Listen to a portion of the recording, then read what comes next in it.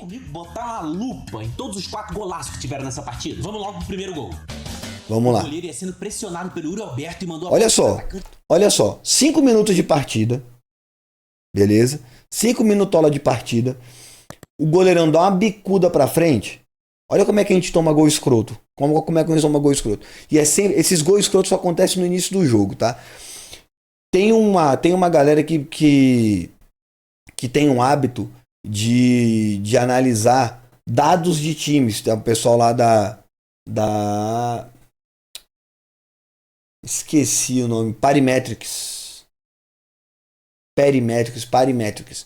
E os caras falaram, o jogo do Racing é bola pra frente, marcação da saída de bola, então é chutão pra frente, pra tentar marcar a construção de jogo dos caras lá no ataque, então é sempre chutão pra frente, e esse time, o que mais fez o time do Racing foi chutão pra frente. Aí quando a bola chega lá no ataque, eles sobem todo mundo pra tentar pegar esse rebote do zagueiro, então sobe todo mundo, pá, aquela massa de gente lá, 5 meias mais 2 atacantes, todo mundo afundando. E aí fica os 3 zagueiros lá atrás para proteger, né? Nesse jogo especificamente eles não jogaram com 3 zagueiros, mas o volante deles principal lá, o Nardoni, eu acho, ficava lá no fundo também para proteger. E aí assim, chutão para frente e briga pela bola. E aí ele vai fazer uma explicação aqui, beleza? Mas antes eu vou falar de escalação dos dois times. O Corinthians jogou na melhor formação que o Corinthians tem.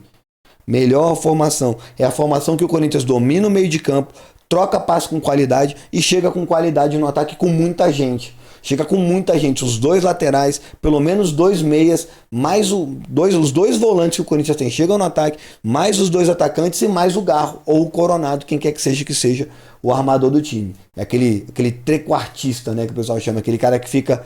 ele é o cara que tem a liberdade para trabalhar entre os volantes e os atacantes, aonde ele quiser, entre volante e atacante, ele tem liberdade, né? Então tá aqui, ó. Chutão pra frente. Isso mesmo que aconteceu. Aqui o atacante do Racing tem uma pequena vantagem nessa disputa pelo espaço antes da bola chegar. É uma vantagem que ele tem que é cinética mesmo. Ele já tá em movimento. Faz sentido essa explicação dele. Então a tendência é que ele... Kaká parado e o jogador em velocidade. Ele não ganha completamente a jogada, mas é o suficiente pra atrapalhar. Olha lá, deslocou o Kaká que tava mirando a bola. E pra quem acha que esse lance aí foi falta, foi nada. É só imaginar isso acontecendo. Braço no braço ali tá de boa. Contra o seu time e o juiz marcando pênalti. Tu ia falar assim, não, mas o zagueirão ali do meu time deu mole mesmo, ele cometeu esse pênalti. Imagina a quantidade de pênalti que não teria, né? Uma outra coisa nesse lance é que teve um erro aqui do André Ramalho que recebe menos atenção do que ele merece. Quando o zagueiro tá cortando a bola, o André precisa correr pra trás, igual o Fagner e o Bidu estão fazendo. Mas na hora de girar o corpo, em vez dele só virar pra esquerda dele e ficar de frente pro gol logo de uma vez, ele escolhe fazer uma volta quase completa pro outro lado. Ok. Isso faz ele perder muito tempo. Olha a diferença que isso causa. Olha o Fagner e o Bidu. Aqui, ó. Nesse lance que ele tá falando aqui do giro do André Ramalho, eu acho que qualquer pessoa, naturalmente, é claro, um atleta profissional tem que ter muito mais aguçado esse instinto de ir para que lado ele gira, para que velocidade, até porque ele tá de costas e provavelmente, na minha opinião, ele contava com a marcação do Fagner. Esse cara, o camisa 7, é o ponta esquerda dos caras, lá do outro lado, que joga em cima do Fagner, tá?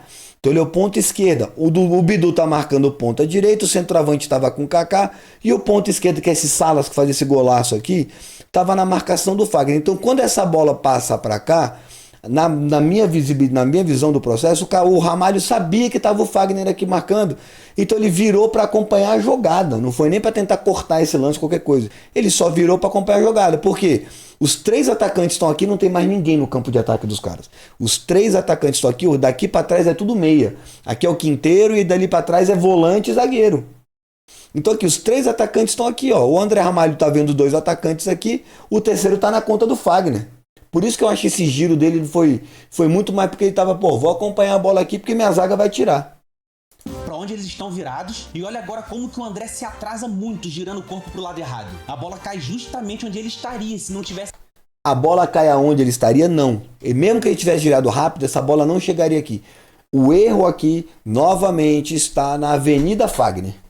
A Avenida Fagner deixou esse jogador chegar livre, porque essa é a obrigação do nosso lateral, acompanhar o ponta esquerda deles. Assim como a obrigação do ponta esquerda deles é acompanhar o nosso lateral até um determinado ponto que seja, mas ele tem que acompanhar o nosso lateral até um certo lugar, nem que seja só na intermediária de ataque, mas ele tem que acompanhar. E o nosso lateral deveria acompanhar esse cara. Então, quando o André Ramalho, quando o Kaká sobe aqui, que eu acho que ele já não devia estar aqui, mas provavelmente ele estava acompanhando o centroavante, então ele foi até onde o centroavante chega. Beleza.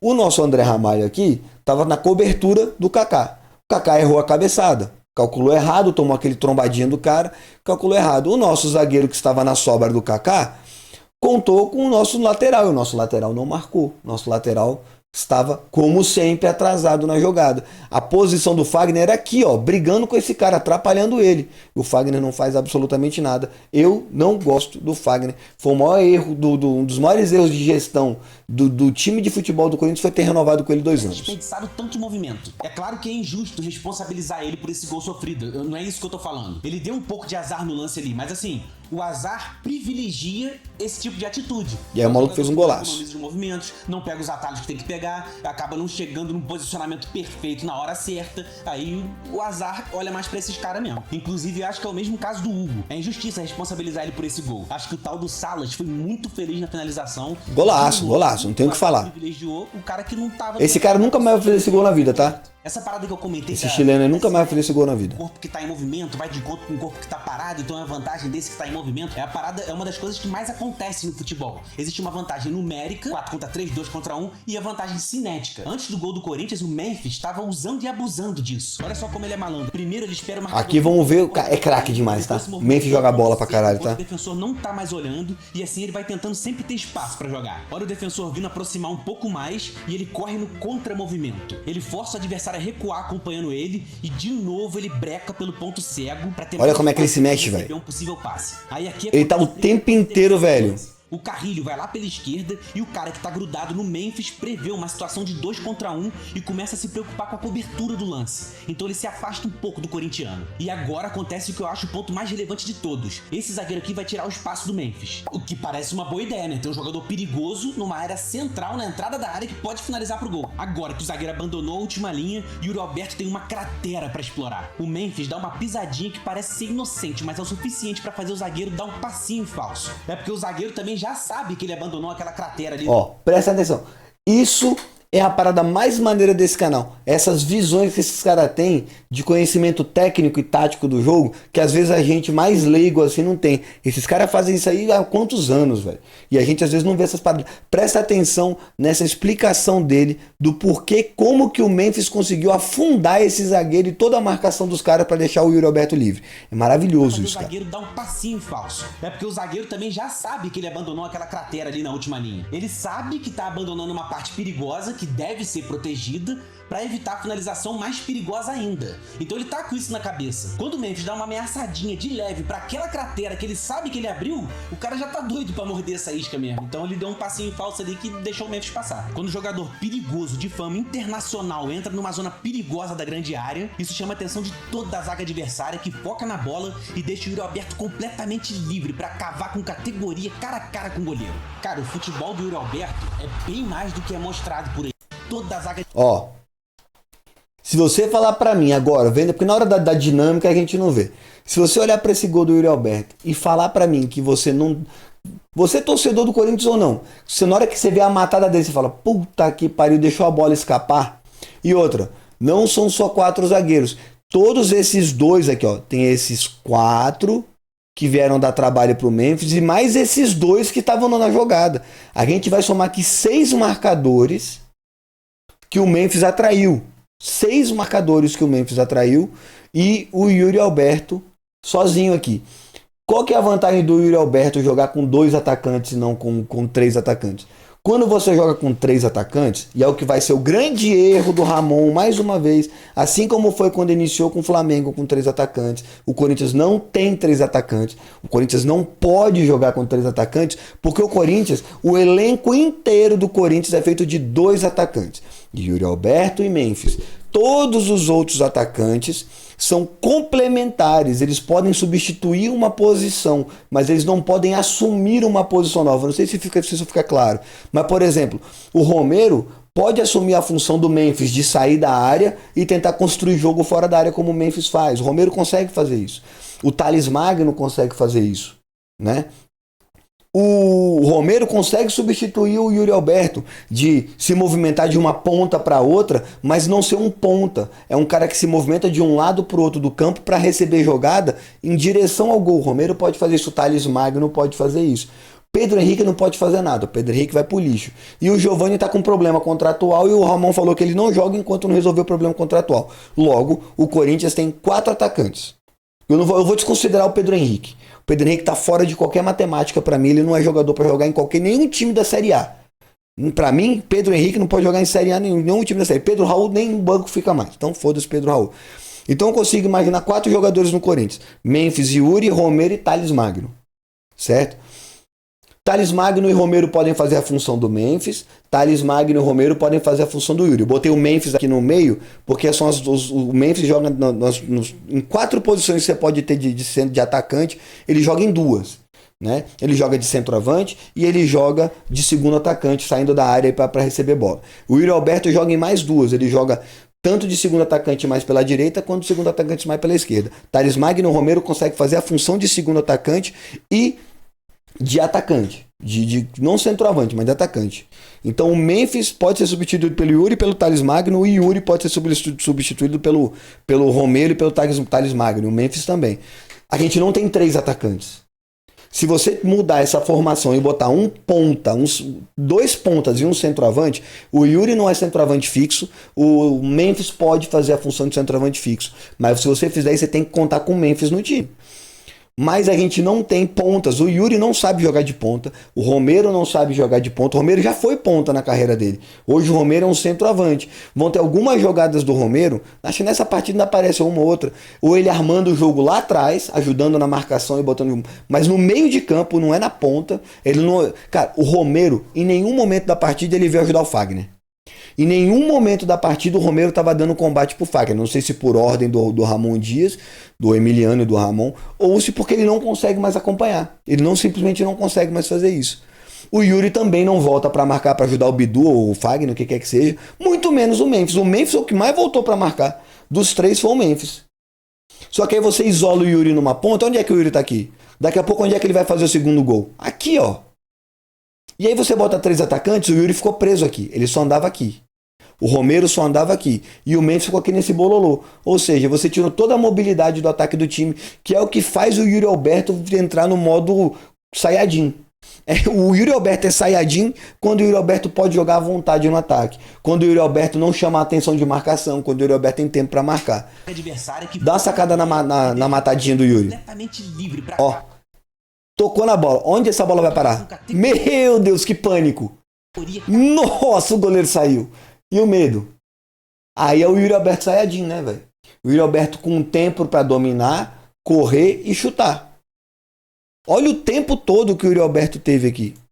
Olha o quanto de tempo que o Yuri Alberto teve para dominar e partir. Ó, dominou, partiu. Aí não perde, velho. Desse jeito assim, o Yuri não perde. Tem mais do que é mostrado por aí. Tem muito meme, tem muita pichotada, e esses memes viralizam, e aí isso fica na memória recente da galera, mas o futebol dele é melhor do que a galera julga. Foi ele quem teve uma adaptação fina e rápida, num temporal, num pé d'água que começou... Caiu chuva nesse jogo, moleque. As tomadas de decisão dos jogadores, e o Yuri Alberto acertou em cheio, cara. Começou com o Romero, que fez bem a leitura para interceptar o passe, e agora tendo Garro no meio campo com a bola. Ó, aonde que o Romero tá roubando bola? Aonde estaria o Memphis? Nesse momento, só para contextualizar, o Corinthians estava jogando num 4-3-1-2, aonde o Martinez, que era o volante, o Martinez era o volantão, ele ficava na frente da zaga, parado, estacionado, ele não passava da linha do meio de campo. Ótimo, não me incomoda. Carrillo e Charles. Charles jogou muito mal esse jogo, Carrillo jogou médio. Podia ter oferecido mais, mas com o estado do campo, com a quantidade de chuva que caiu, não tinha como cobrar muito do Carrillo. Mas esses dois sempre passavam do meio de campo para auxiliar, e o Garro o Garro, ele não passava para trás do meio de campo. A faixa de campo que o Garro brilha, e é por isso que a galera fica pegando no pé dele, que ele é jogador de jogo pequeno, que não sei o que, papapá. Quem lembra do Garro lá no início com o Antônio Oliveira, não pode falar isso do Garro. O cara volta todos os jogos, toda a partida ele tinha que ficar voltando para trás da linha, ele tinha que vir lá para essa região aqui para receber passe. Quando você puxa o Garro para cá, você afunda o jogo do Garro. Porque o instinto natural do Garro é o quê? Manda a bola para ataque. Só que a chance dele errar passe daqui é muito maior do que ele errar passe daqui, velho. Isso é óbvio para mim. Então o Garro, quando tá aqui, e a jogada que ele vai construir pro Yuri é toda feita aqui, ó. Nessa região, nessa faixa pra frente. O Romero, que era nosso ponta, tava onde? Aonde poderia estar o Memphis. E esses três caras aqui, ó, fica claro, ó. Esses três caras aqui estão amarrados, velho. O Memphis não saiu dessa posição, o Romero não saiu dessa posição e o Yuri não saiu dessa posição o jogo inteiro depois. Foi por isso que o Corinthians não conseguiu mais atacar. Aqui foi um lapso. Temporal caindo. Sobrou uma bola pro Garro, o Garro trouxe pro ataque e deixou na perna do Yuri. Aí Yuri Sayajin, né? Esse é o cenário clássico que o atacante sabe que tem que romper e atacar as costas da última linha. Mas com esse pé d'água caindo, o Yuri Alberto pensou um pouquinho diferente. Ele foi inteligente. Com o tempo, nessas condições, a bola corre muito diferente no gramado. Dar um passe em profundidade ou uma cavada nas costas da última linha é muito mais complicado. Então ele não faz o facão, breca e espera essa bola no pé. Quando o Garro avança, arrastando a marcação com ele e todo o ataque do Corinthians vai afundando a última. Olha lá o Romero. O Romero tá de ponta. Normalmente um ponta fica onde? O ponta sai da área e vem esperar passe aqui. O Romero é um centroavante, velho. O Romero é um cara que tem que ficar dentro desse quadradinho aqui, ó, dessa linha. Aqui é o lugar do Romero. Aqui o Romero atrai marcação, aqui o Romero consegue se desvencilhar, aqui o Romero consegue esperar passe numa posição confortável. Se você tirar o Romero e botar ele pra cá pra receber passe, ele se torna um ponta, ele não é ponta mais, velho. O ponta vai sair daqui, ó, ele vai sair dessa área, ele vai ficar aqui atrás e aí ele vai tentar afundar quando o jogador avançar na linha de fundo. Aí ele afunda junto com o jogador para tentar pegar passe cruzado. O Romero é um centroavante, ele já se posicionou dentro da área, ele quer fazer gol, velho. Botar o Romero de ponta é afundar o cara. E prender o Yuri Alberto nessa linhazinha aqui é afundar o cara também. Por sorte, nessa jogada específica, nesse temporal, sobrou para ele nesse lugar e ele faz essa obra de arte aqui de novo. Do Racing, Yuri Alberto puxa para perna boa e agora ele tem muito espaço para finalizar. O que o Yuri Alberto tem? Recebe a bola com tempo para pensar e espaço para bater. Eu falo para vocês, o Yuri Alberto tem que ter tempo para pensar e espaço para bater. Ou seja, ele trocou um passe em profundidade difícil de executar por causa desse aguaceiro que tá caindo, por uma finalização na entrada da área que é mais perigosa do que o normal justamente por causa deste aguaceiro que está caindo. Foi uma adaptação muito rápida e foi inteligente nesse lance. Ele arma uma pedrada paulada de 4 metros de distância que atinge mais de 90 km por hora e vira o jogo num golaço. Golaço, velho. Esse cálculo aí eu aprendi nas aulas de física na escola. Não é um cálculo tão complexo de fazer, não. Eu acredito que esteja certo, sim, 92 km por hora. E esse gol foi no início do temporal, ou seja, foi numa hora muito boa, porque daí pra frente, a chuva acabou com a qualidade técnica da partida. A bola começou a parar naquelas poças que ficam invisíveis debaixo do gramado. A velocidade da bola traiu os jogadores, ficava todo mundo perdido. Cada pisada no chão era uma água espirrando pra tudo que é lado. O jogador ficou feio o jogo mesmo, tá? Ficou horrível esse jogo. O Racing conseguiu uma finalização muito perigosa. Olha lá, aquele mesmo cara que fez aquele golaço por cima do Hugo fez esse chute horrendo. Cara a cara com o goleiro. Por isso que eu falei que aquele gol, esse maluco 6 camisa 7 não faz nunca mais. Ainda. Quem não teve uma experiência boa com essa chuva foi o técnico do Racing também. Olha só, cagou ele todo. O Hugo domina a bola e ele vai ser pressionado por esse atacante. Aí quando ele vai dar um tapinha pro lado, a bola para na poça. Aí ele pensa, ai meu Deus, vou dar um tapa um pouco mais forte aqui pro lado. Vou falar sobre esse lance e todo o problema que se tornou o jogo do Corinthians por causa desse lance aí. Um pouquinho mais forte, mas aí não por causa desse lance, mas por causa de lances como esse. Ele se perdeu um pouco e pegou totalmente errado nele, tá vendo? Na lateral. Vamos entender isso aqui. Vamos lá. Corinthians estava jogando com 4 atrás, né? A linha de 4, com Fagner, com Ramalho, com Kaká e com Bidu. Eu trocaria o Fagner pelo Mateuzinho em dias normais, mas o Mateuzinho estava com um furo na cabeça depois do jogo do Flamengo, tomou 6 pontos, tinha que preservar o cara por o máximo de tempo possível. Botou-se o Fagner aqui. Tudo bem. Ok, o Fagner ajuda no apoio, ajuda no ataque.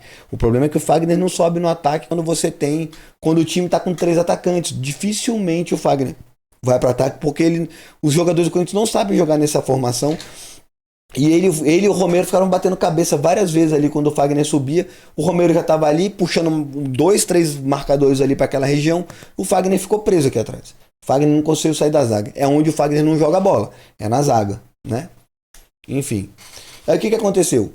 Quantas e quantas vezes, mesmo depois que a chuva passou, o Corinthians não conseguia passar do meio de campo, tinha que ficar recuando bola pro Hugo, e todas as vezes que o Hugo deu um chute para longe, ou foi na cabeça do zagueiro do Racing, ou foi para fora.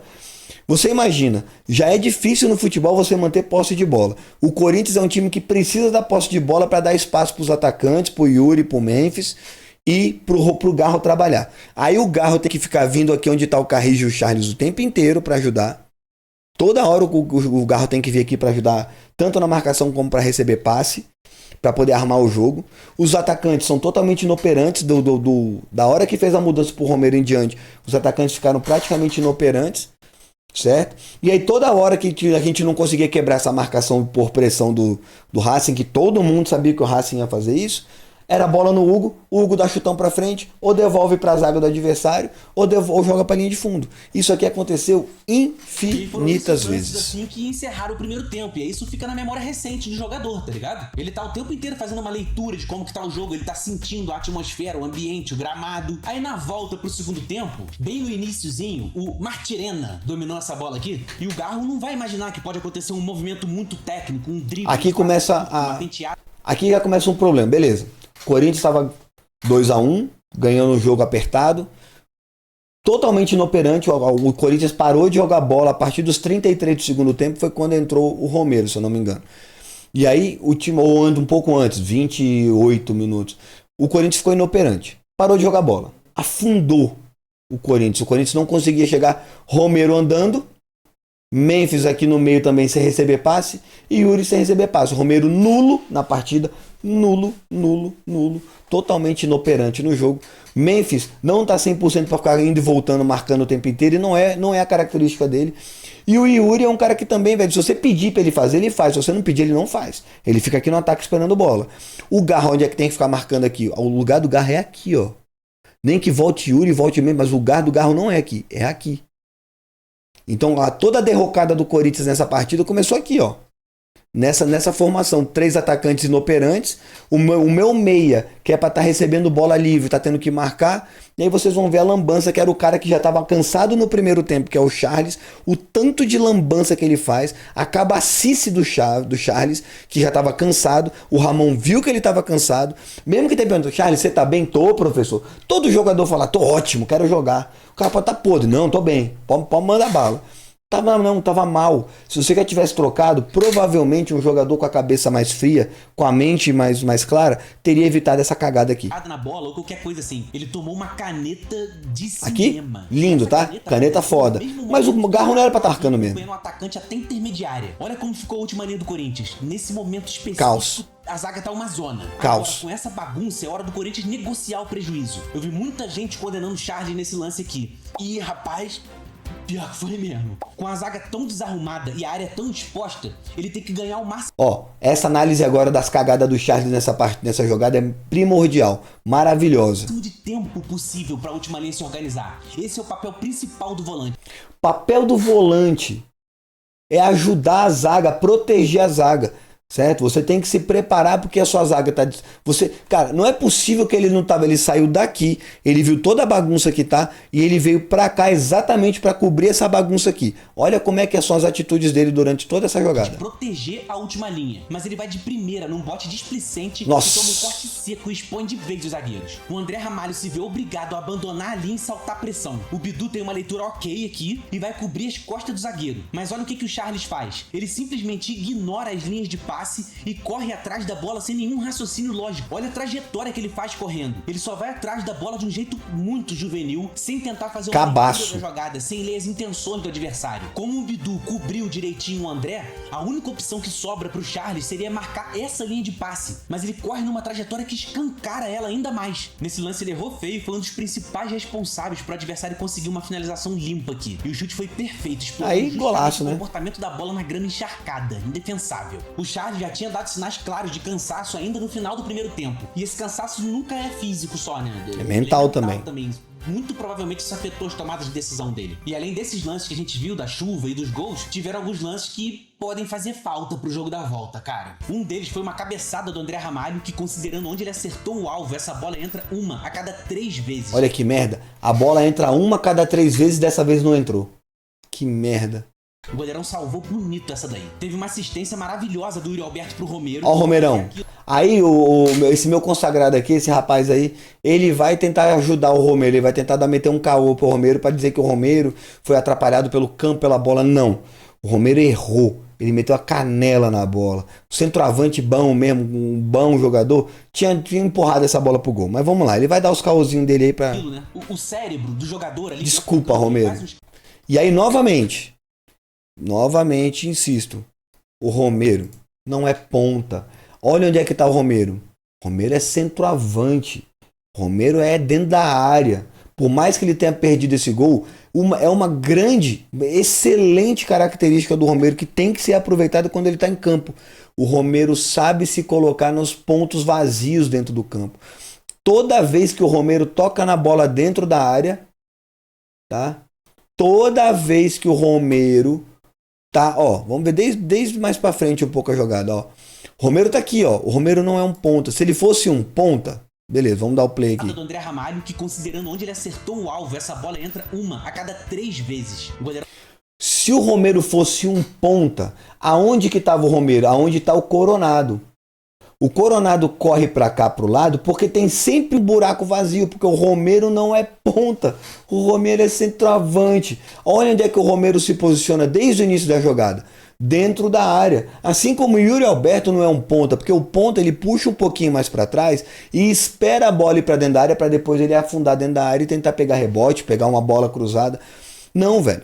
O Yuri tá atacante, o Yuri é um atacante, ele se posiciona bem dentro da área. O Memphis está de centroavante e o Romero, que era para ser um ponta aqui, para estar cruzando bola, para estar ajudando aqui nessa posição, tá partindo para dentro da área, que é a função dele, é o que ele sabe fazer de bom, velho. É o que a gente tem que aproveitar do Romero, é isso aqui, velho. Salvou bonito. Olha lá.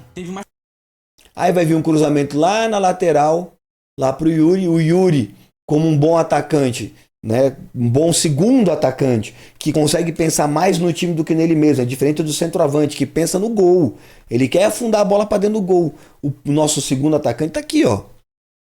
Tá ligado? Nosso segundo atacante, ele tá pensando, um centroavante tinha metido essa bola para dentro do gol, mesmo que não fizesse. Centroavante vai direto pro gol. Nem pensa 2 vezes. Olha o que o Yuri pensou nessa bola. Uma assistência maravilhosa. Assistência. Romero, mas é aquilo, né? Se fosse o Memphis, se fosse o Romero aqui, o Romero tinha cabeçado pro gol. Pro gol, fácil. E aí o que o Yuri fez? Cabeça de segundo atacante, velho. Cabeça de atacante. O cara que ele tá pensando, o cara que tá... A cabeça dele tá em outros locais. Não é um cara que pensa em gol. É um cara que só vai pensar em gol quando tiver oportunidade de fazer gol. Ele tá fazendo o quê? Ele tá olhando, a bola tá vindo, ele já tá procurando 2, 3 caras dentro da área para dar um passe. Isso aí não é centroavante. O Yuri não é centroavante. O Yuri nunca foi, nunca será um centroavante. Diferente do Romero, que hoje não é mais um ponta. Hoje ele é um centroavante. O cara teve a cabeça de ver. A bola tá indo lá pro outro lado. Pra que eu vou ficar aqui esperando cruzamento, bola, não sei o que? Vou para trás, vou lá para dentro da área onde eu sei fazer gol. Perdeu o gol, mas ele fez jogada de centroavante. O cérebro do jogador ali dentro do campo, ele faz os cálculos de uma forma instintiva. E um deles é a aderência que a bola... Aí vem o cauzinho do cara pra tentar justificar o erro do Romero. E a altura que ela ganha quando quica. Ele já se acostumou, já entendeu que quando a bola quica, ela perde uma determinada velocidade e ganha uma determinada altura. Mas o gramado não tá em condições normais. Com o gramado nesse estado, a velocidade que a bola perde quando quica é diferente e a altura que... Obrigado por ter falado que a bola não ganha velocidade quando quica. Faz o menor sentido. Ela muda de direção, mas ela não ganha velocidade, tá? Faz sentido fisicamente falando. Passe pro Romero, o passe obriga o zagueiro do Racing a abandonar a última linha e aí acontece um efeito dominó. O Romero escora pro Coronado e esse efeito... Ó, Romero de cor, presta atenção de novo. Parece que é chatice minha, cara. Mas eu preciso que sabe, expressar essa parada, velho. Romero jogando de costas pro gol, dando passe de primeira de pivô. Quem faz isso? É o ponta ou é o centroavante? Torna a insistir, Romero não é ponta, Romero é centroavante. E o Yuri Alberto aqui brigando por espaço, tentando ganhar velocidade para entrar dentro da área, que é a função do segundo atacante. Vamos lá. Acontece um efeito dominó. O Romero escora. Aí, ó, bola pro Coronado. certo? Na minha cabeça, se eu fosse Coronado, eu teria batido pro gol. O Ronald Coronado prefere dar passes, né, do que bater pro gol. Ele bate pro gol menos do que tenta passes. Pro Coronado, e esse defensor é obrigado a fechar o espaço do Coronado, abandonando o Alex Santana. Aí o Alex limpa e perde o gol da vitória aos 40. Aqui não dá pra culpar muito o Alex Santana. O cara tá parado, velho, há meses. O cara jogou 2 jogos pelo Corinthians, saiu na metade do segundo jogo e depois ficou parado esse tempo todo. Se eu não me engano, ele foi em julho que ele machucou. Julho ou agosto, e só voltou agora. Então não dá pra culpar muito o cara. Também não dá pra culpar o Coronado que deu passe pra ele, sacou? Então a jogada foi toda. Ele cortou o cara, bateu, o goleiro fechou bem. Se fosse aqui um cara um pouco mais rodado, um cara que já tivesse mais com tempo de jogo, tinha batido no cantinho ali, mas ele deu uma porrada no meio do gol. 49 minutos do segundo tempo. Esse cara aqui é titular do Corinthians, tá? Esse Alex Santana é titular do Corinthians. Ele, claro que ele ainda talvez não seja titular, porque ele precisa recuperar tempo de jogo. Esse cara é titular do Corinthians. Tá? Esse cara aqui precisa jogar no Corinthians. Ele entrou no segundo tempo depois de meses sem jogar bola e jogou bola. Mais do que o Charles. Tá cansado, tá fudido, não interessa. Jogou mais que o Charles. Nesse pouco tempo que ele ficou no campo, deu muito mais trabalho, ajudou muito mais o time do que o Charles no tempo que ele estava no jogo. Que é um jogador que eu gosto, mas oscila muito, tá, o Charles.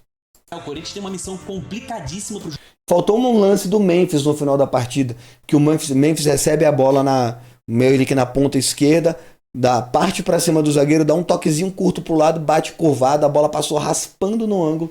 E aí poderia ser aquele gol que derruba estádio, né? Foi que nem a falta dele lá contra o Atlético Paranaense, que derrubou o estádio. Seria o gol que derrubaria, porque foi o penúltimo lance do jogo. Foi o último lance do jogo. Derrubava o estádio. O jogo da volta e dando prioridade pro Campeonato Brasileiro, por causa da situação que o time tá lá na parte de baixo da tabela. Aguardemos os próximos capítulos. Muito bem, tá aí, queridos. Foi meio que um react desse vídeo, mas algumas coisas que eu quis trazer pra gente, né, visualizar a minha parte, né?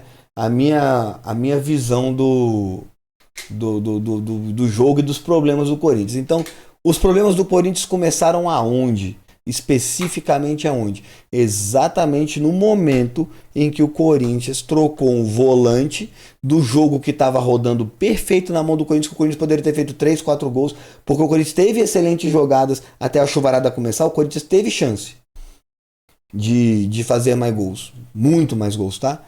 Mas depois, no momento que trocou, meu amigo, esquece, o Corinthians afundou, aí foi vala, foi buraco abaixo, foi ladeira abaixo, o Corinthians não conseguiu, porque quando entrou o Romero foi inoperante praticamente a partida toda, tá? Teve muita dificuldade de rodar a bola, né? O Garro teve que voltar. Na hora que o Garro volta para buscar jogo, você afunda o Garro, mata o Garro, porque o Garro é um jogador de passe curto e rápido, em buraco. Esse lance dele ficar fazendo passe longo, por mais qualidade que ele tenha, ele atrapalha mais do que ajuda, porque ele erra muito. A chance que você tem de errar passe longo é muito maior do que passe curto. E o Garro tem a possibilidade de jogar passe curto, né? Talvez o Coronado bata melhor de passes longos, talvez ele voltando ok, mas eu também não gosto do Coronado voltando para buscar jogo. Quem tem que ficar ali atrás? Os 2 volantes extras do Corinthians. Você tem o halfback, que é aquele volante que vira zagueiro durante na fase ofensiva do time. Ele não tá lá para dar pro trabalho, ele não tá lá para ser mais um, ele tá aqui atrás, velho. Ele tá aqui fazendo quase um terceiro zagueiro para dar liberdade para os dois laterais subirem. Então isso é o Martínez no Corinthians. Quando ele sai, o Corinthians perde isso, porque os 2 volantes vêm para trás para marcar, para ajudar na marcação. Os 2 laterais não sobem juntos, sobe um, o outro fica. Você afunda, você diminui muito a possibilidade de ataque, de roubada de bola, de preenchimento de meio de campo. E o Garro tem que voltar para pegar a bola porque os 2 volantes estão lá atrás. Sendo que os 2 volantes subindo, o Carrijo e o Charles, o Carrijo e o Alex Santana, quem quer que seja, os 2 subindo, passando do meio de campo, são 3 caras para fazer a bola rodar antes de chegar nos atacantes e nos laterais. Aí é outro jogo, malandro. É outro futebol. É isso que fez o Corinthians brilhar nos jogos que o Corinthians jogou pra caralho, contra o Fortaleza, até contra o próprio Atlético Paranaense. O Corinthians brilhou aí. Quando meteu o terceiro atacante, afundou o time, velho. Contra o Flamengo já começou com 3 atacantes. O Corinthians não ia fazer gol nunca no Flamengo com esses 3 atacantes. Podia passar aí mais 3 jogos. O Flamengo com 10 e o Corinthians com 11. O Corinthians não ia fazer gol nunca ali. Nunca. Esquece, tá? E aí não vem falar que foi nó tático do Felipe Luiz. O Felipe Luiz entrou no desespero, falou, vou meter zagueiro aqui, tamo na vantagem, foda-se. Mete zagueiro e torce pra bola chegar lá no ataque. O Felipe Luiz não fez nada de incrível. Porque o pessoal fica falando, o Felipe Luiz deu um nó tático no Ramon Dias. Não, o Ramon Dias deu um nó tático nele mesmo, porque o Felipe Luiz só botou um zagueiro extra, tirou um atacante e botou um zagueiro. É aqui que o Ramon Dias fez, entupiu de atacante, um monte de cara sem qualidade, um monte de cara sem capacidade, sendo que podia botar mais meias, aumentar a quantidade de gente fazendo a bola rodar na frente do gol do Flamengo para tentar passes, para tentar toques, para tentar bola cruzada rasteira, uma jogada diferente, uma quebrada de linha, não. Meteu um monte de atacante, um monte de ponta, os caras ficavam botando bola na área aleatório, né, e nada, não saía nada. E para piorar, para finalizar o vídeo, substituições do Ramon na hora que tinha que mudar o estilo de jogo. Trocou o lateral esquerdo, lateral direito pelo lateral direito, trocou um volante por um volante, trocou um atacante por um atacante. Foi isso. Quer dizer, trocou um meia por um meia, tirou o Garro, botou o Coronado. Ou seja, não mudou porra nenhuma. Tirou o Matheus, tirou o Fagner, botou o Mateuzinho, lateral por lateral, não mudou nada. E aí tirou o Carrige e botou o Bidon, meio volante por volante, não mudou porra nenhuma também. Mas parabéns. Essa é mais uma derrota, na minha opinião, que vai na conta do treinador mais do que dos jogadores.